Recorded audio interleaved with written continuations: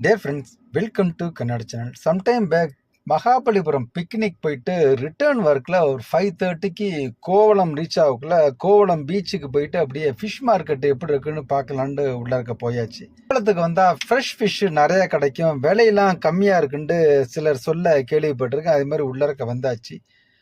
பார்த்தா செம்ம க்ரௌட் இருக்குது. ஃபிஷ் வாங்குறதுக்கு எப்போதும் காலையில் கூட்டம் தான் வரும்னு கேள்விப்பட்டிருக்கேன். அதனால் ஈவினிங் கூட்டம்னு பார்த்தா இங்கே ஒரு தர்கா ஒன்று இருக்குங்க. தர்காவுக்கு வந்துட்டு அங்கேருந்து வர மக்கள் வந்து இங்கே ஃபிஷ் வாங்குறதுக்கு வந்துடுறாங்க. நம்ம தர்கா பக்கம் போகாமல் கோவளத்துக்கு வந்தாச்சு. பெரிய பெரிய ஃபிஷ்ஷு சில நேரத்தில் சொல்லுவாங்க கோவளம்லாம் போனால் பெரிய ஃபிஷ்ஷெல்லாம் கிடைக்காதுன்னு. நான் வந்த நேரம் பார்த்திங்கன்னா எல்லாமே 5 கிலோ 6 கிலோ 10 கிலோ உள்ள ஃபிஷ்ஷு வரைக்கும் பார்க்க முடியுது. பொதுவாக நான் மார்க்கெட்டுக்கெலாம் போக மாட்டேன், அதனால் ஃபிஷ்ஷு பேர்லாம் தெரியாது. நமக்கு தெரிஞ்சது இந்த திருக்க மீன், கட்லா ஃபிஷ்ஷு, தூனா ஃபிஷ்ஷு, கிங் ஃபிஷ்ஷு, சங்கரா அப்படின்ட்டு சில பேர்கள் தான் தெரியும். இங்கே பார்க்குறேன் எனக்கு தெரியாத பெயர்கள் கொண்ட நிறையா மீன்கள்லாம் இருக்குது.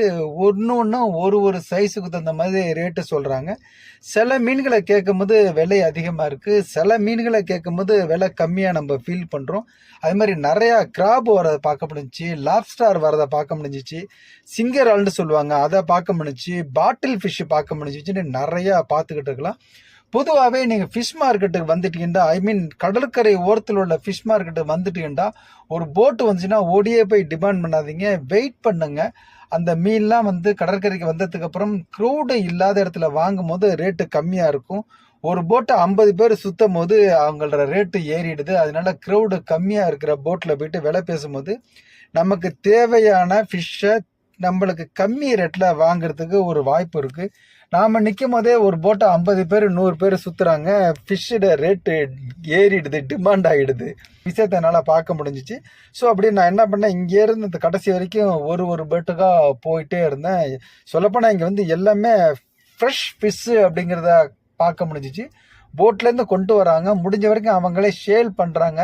சேல் போகாததை தான் ஏலம் போட்டு இந்த கூடைகளில் விற்றுறாங்க. அதை வந்து அந்த பெண்கள்லாம் வாங்கிட்டு அங்கேருந்து இடத்துக்கு விட்டு போயிட்டுருக்குறாங்க.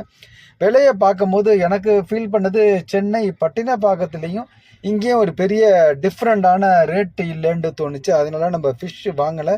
முடிஞ்ச வரைக்கும் கோவளத்தில் உள்ள ஃபிஷ் மார்க்கெட்டை அப்படியே சுற்றிட்டேன். ஈவினிங் வர ஃபிஷ்ஷங்காட்டியும் மார்னிங்கில் வர்ற போட்டுகள் வந்து எண்ணிக்கை அதிகமாக இருக்கும், ஃபிஷ்ஷும் செம்ம சூப்பராக இருக்கும், ஃப்ரெஷ்ஷாக இருக்குன்னு சொல்லியிருக்காங்க. வாய்ப்பு இருந்துச்சுன்னா நீங்களும் மார்னிங்கில் வந்து ஃபிஷ்ஷு ட்ரை பண்ணுங்கள். ஸோ நான் ஈவினிங் வந்ததுனால மார்க்கெட்டில் ஃபிஷ் கோவளம் கடற்கரையில் என்ன ஃபிஷ் இருக்குது அப்படிங்கிறத பார்த்துருந்துருப்பீங்க. மேலும் வேறு ஒரு இன்ட்ரெஸ்டிங் வீடியோவில் சந்திப்போம். நன்றி.